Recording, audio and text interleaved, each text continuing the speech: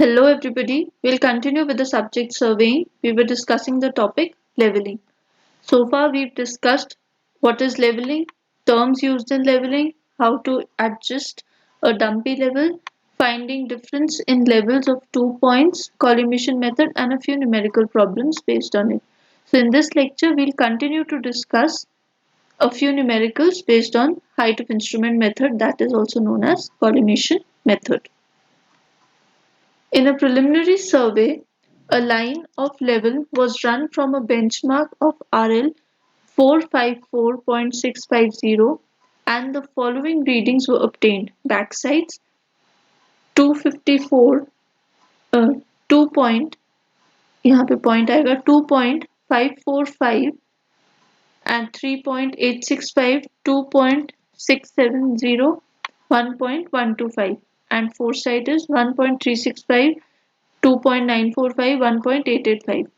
From the last position of the instrument, 5 pegs at 20-meter intervals are to be set out on a uniformly rising gradient of 1 in 40.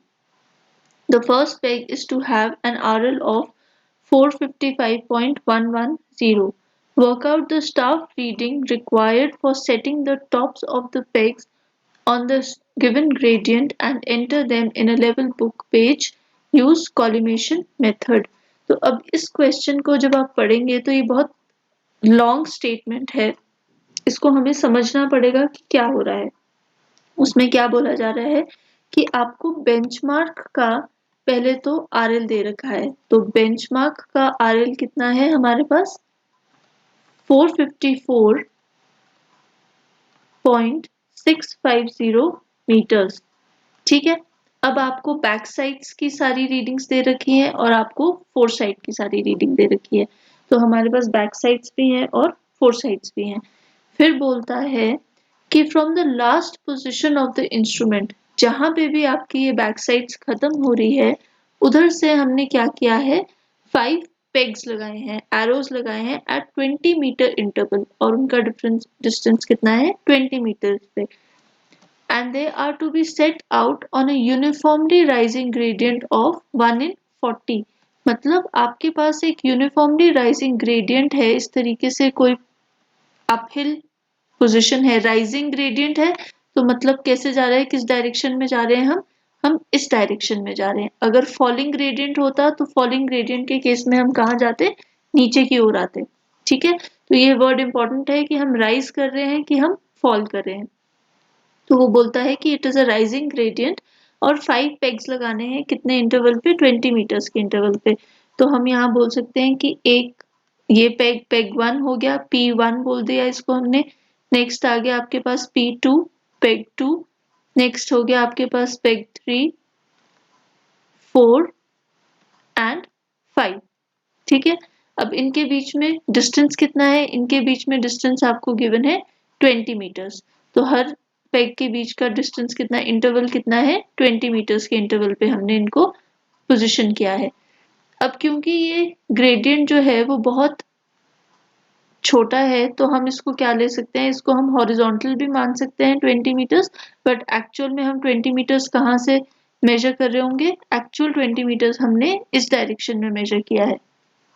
But assuming क्योंकि ये gradient कितना है, this gradient is equal to 1 in 40, तो 1 in 40 means कि हम जो 40 metres चलते हैं हॉरिजॉन्टल डायरेक्शन में तो हम 1 मीटर आते हैं वर्टिकल डायरेक्शन में, तो this is 1 in 40।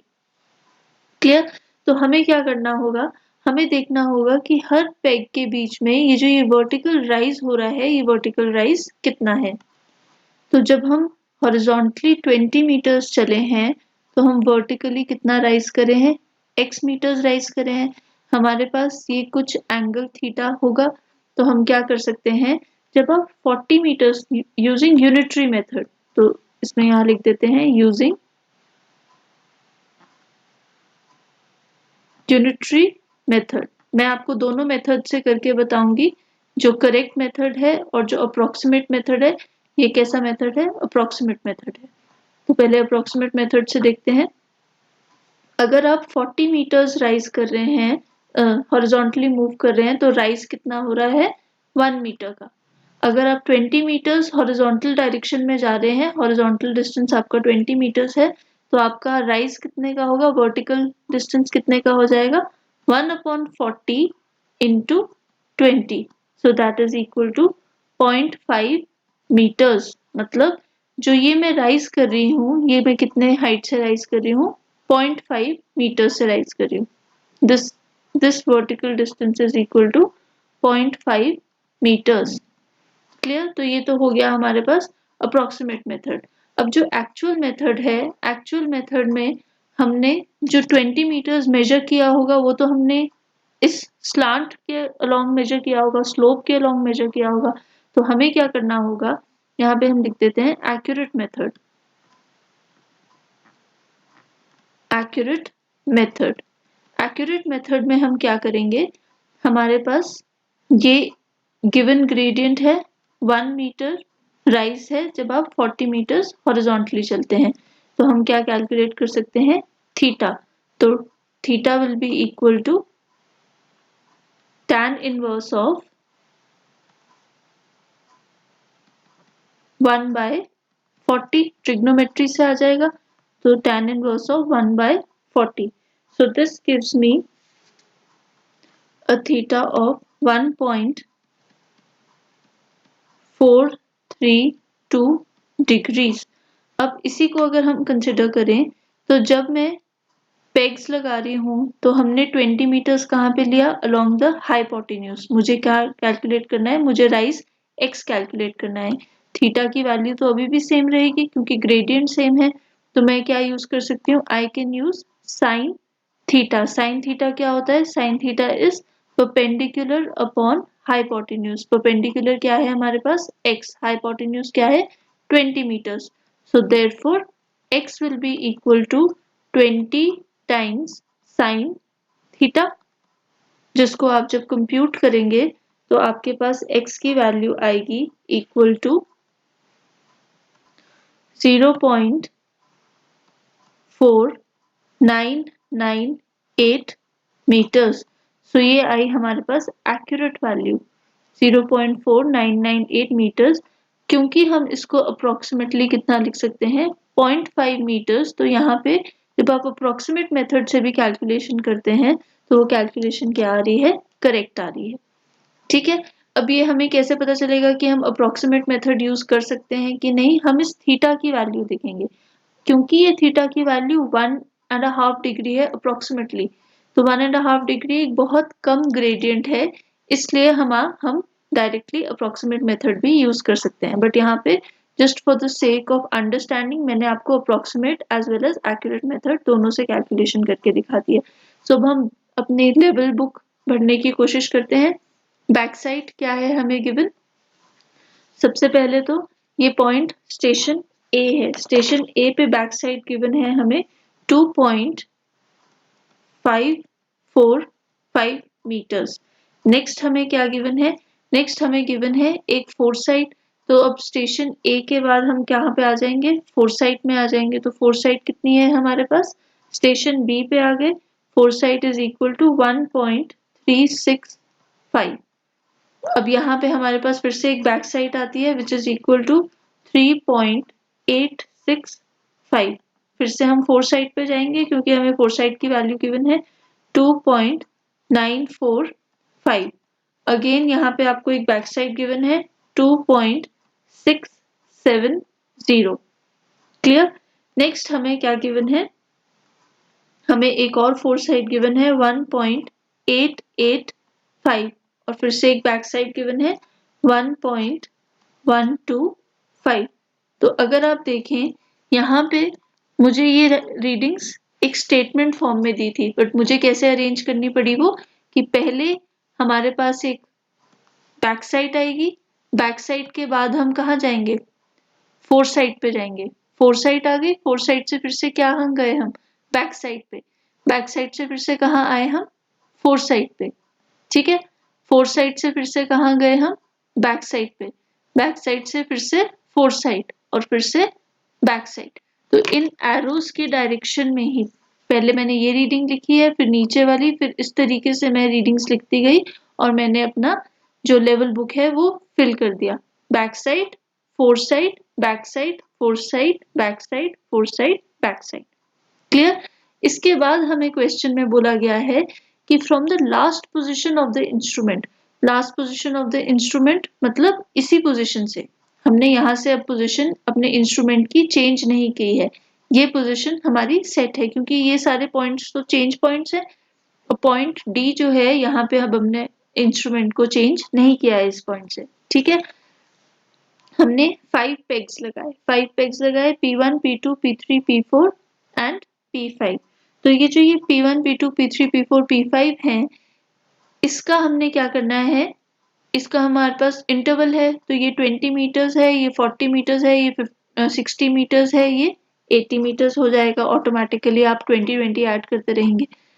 Work out the staff reading required for setting up the tops of the pegs.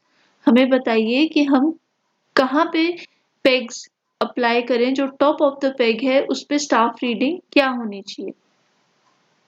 जब जहां पे हमें क्या मेंशन कर रखा है कि RL of first peg is 455.110, तो मुझे क्या गिवन है, मुझे इस पॉइंट का RL गिवन है। फर्स्ट पेग का RL कितना गिवन है, 455.110।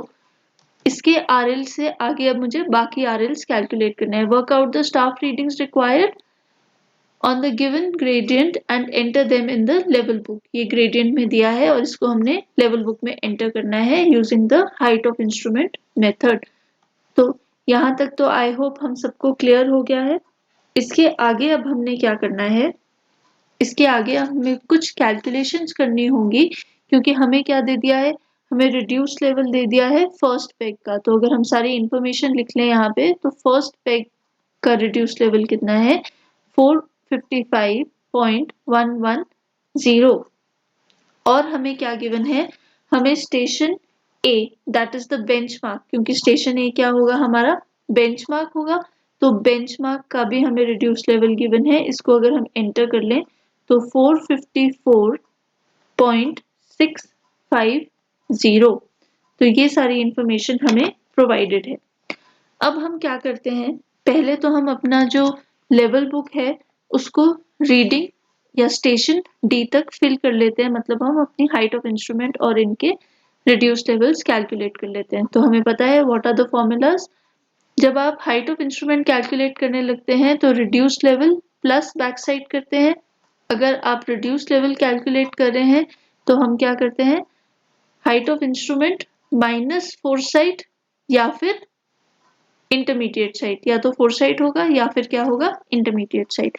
सो for station A, station A की बात करते हैं। स्टेशन ए पे क्या है, स्टेशन ए पे हमारे पास रिड्यूस लेवल नोन है, तो हम क्या कैलकुलेट कर सकते हैं, height of instrument that is reduce level plus back side. तो हाइट ऑफ इंस्ट्रूमेंट कितना हो जाएगा, 454.650 plus 2.545 which is equal to 457.195 meters। तो यहाँ पे हम क्या लिख सकते हैं, 457.195, और ये सारी वैल्यूज किस में है, मीटर्स में है। तो हम यहाँ पे ऊपर लिख सकते हैं कि all values are in metres. ठीक है, तो मेरे पास हाइट ऑफ इंस्ट्रूमेंट आ गया, हाइट ऑफ इंस्ट्रूमेंट आ गया, फोर साइट है, तो मैं क्या करूंगी, रिड्यूस लेवल कैलकुलेट करूंगी। तो रिड्यूस लेवल क्या हो जाएगा, reduce level at station B will be equal to height of instrument minus fore sight. Height of instrument कितना है, 457.195 minus 1.365. So this gives me a value of 455.830. So reduced level कितना है, 455.830।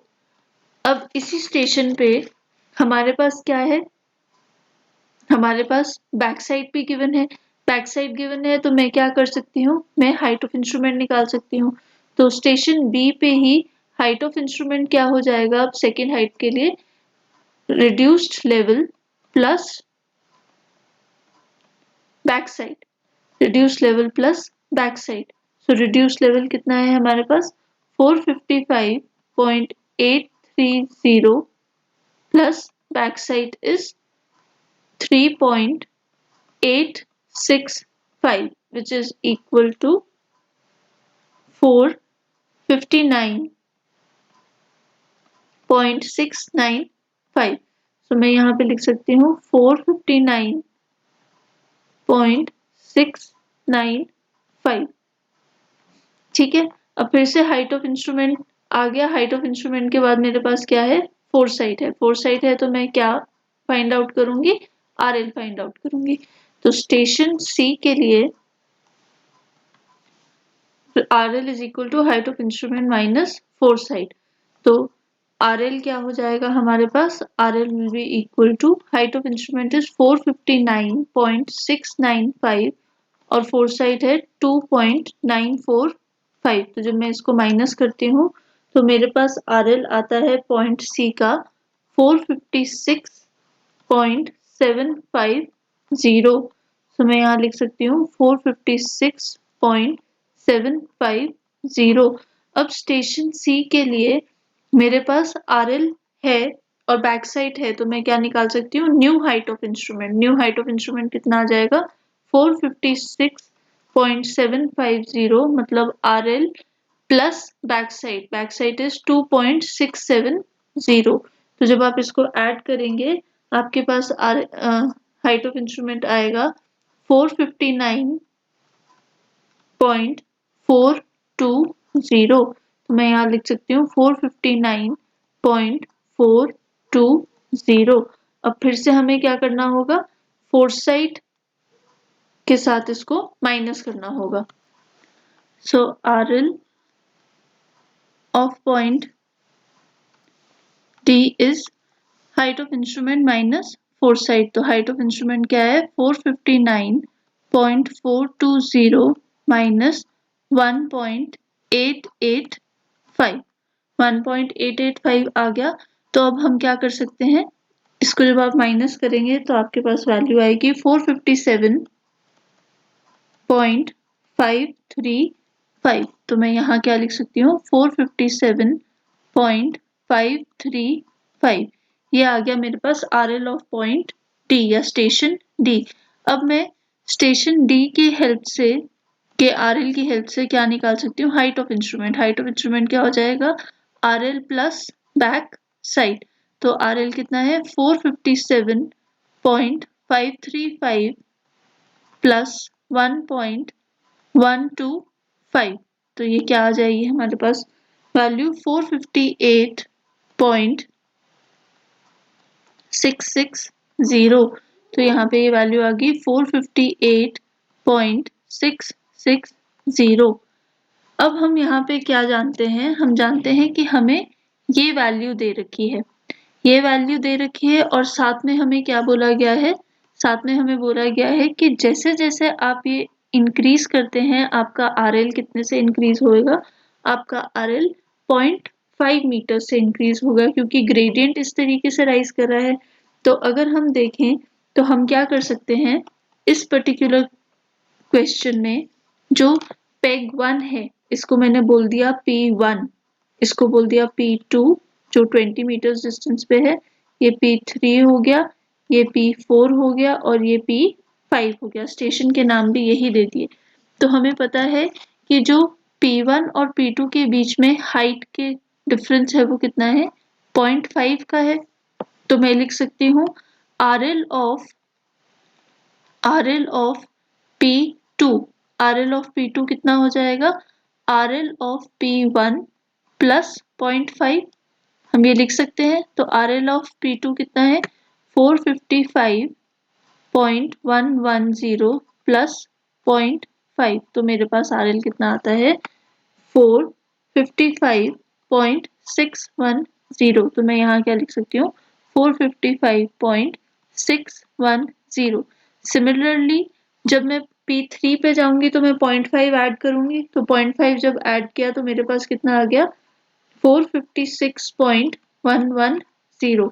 P4 के लिए मैं फिर से 0.5 ऐड करूंगी। अगर आप यहाँ पे देखें तो हमें हर RL के लिए क्या ऐड करना है, हर नए RL के लिए 0.5 ऐड करना है। तो हर P3 में 0.5 ऐड करूंगी, P4 के RL पे पहुंच जाऊंगी, P4 में 0.5 ऐड करूंगी, P5 के RL में पहुंच जाऊंगी। ठीक है, तो यहाँ पे हम इसलिए डायरेक्टली 0.5 ऐड कर रहे हैं।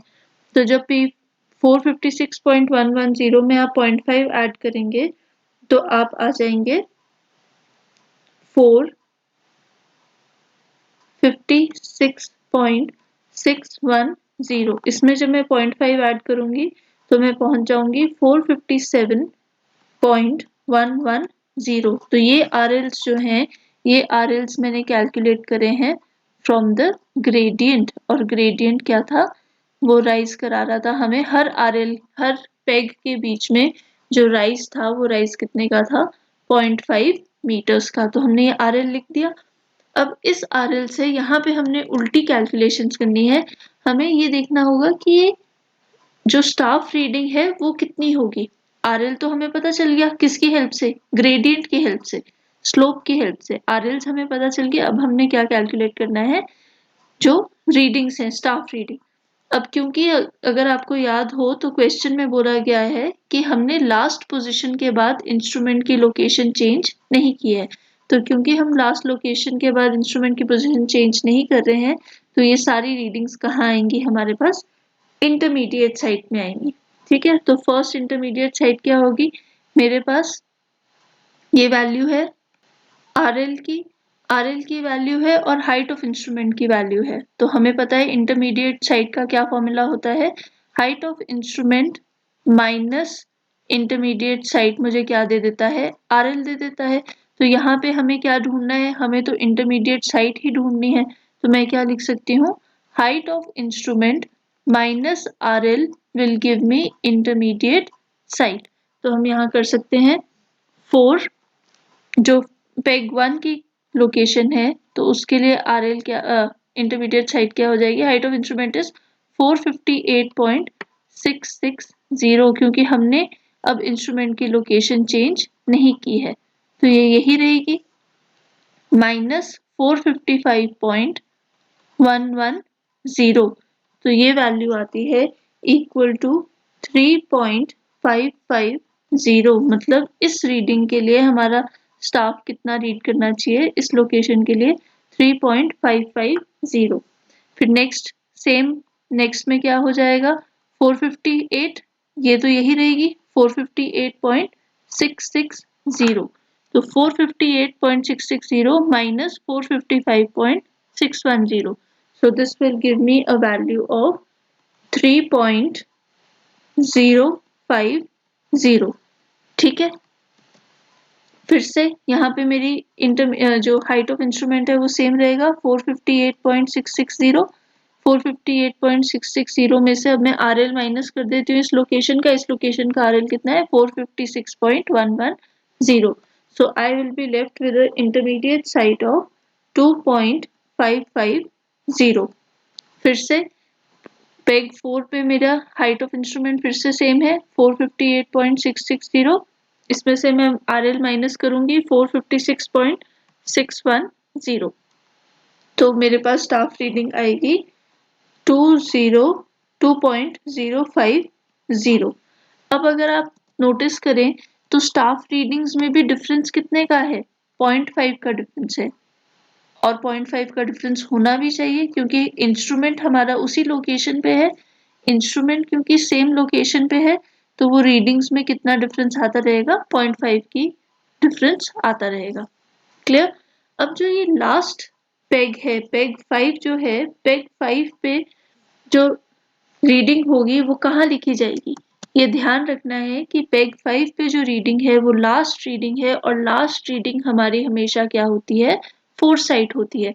तो वो रीडिंग हम कहाँ लिखेंगे, इस लोकेशन पे लिखेंगे। और कैसे आएगी वो, लास्ट पेग के लिए for peg 5 the reading will be foresight is equal to height of instrument minus RL। height of instrument कितना है वही रहेगा क्योंकि इंस्ट्रूमेंट तो हमने कहीं शिफ्ट किया ही नहीं है।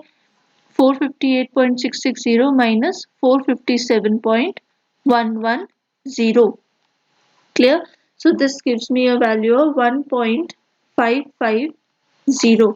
मैं इसको फोर साइड के कॉलम में लिखूंगी 1.550. So this is important कि ये जो लास्ट रीडिंग आएगी ये फोर साइड के कॉलम में आएगी. So यहाँ पे हमारा जो लेवल बुक है वो कंप्लीट हो जाती है क्योंकि हमने स्टार्ट बैक साइड से किया था और एंड कहाँ पे कर दिया, फोर साइड पे कर दिया. So this completes my level book. अब हमने क्या करना है, अरिथमेटिक चेक.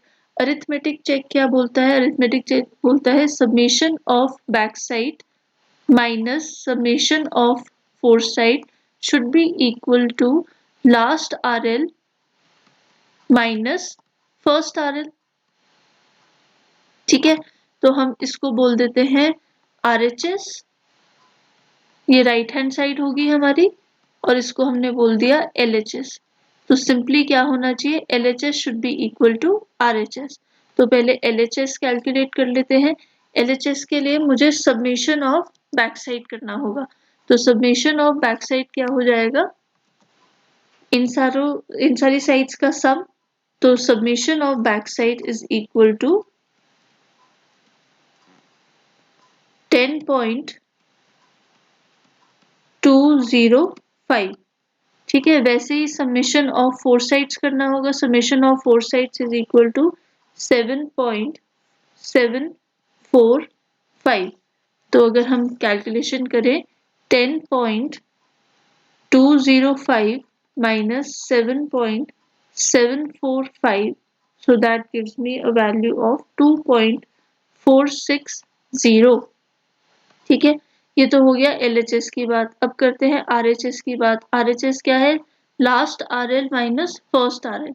तो लास्ट RL क्या है हमारे पास 457.110 और फर्स्ट RL क्या है 454.650. तो अगर हम यहाँ पे लिखें 457.110 minus 454.650. So this gives me a value of 2.460. So हम देख सकते हैं LHS is equal to RHS. So check क्या हो गया, satisfy हो गया. ठीक है, so this brings me to the end of the numericals on height of instrument method or collimation method. Thank you and stay tuned.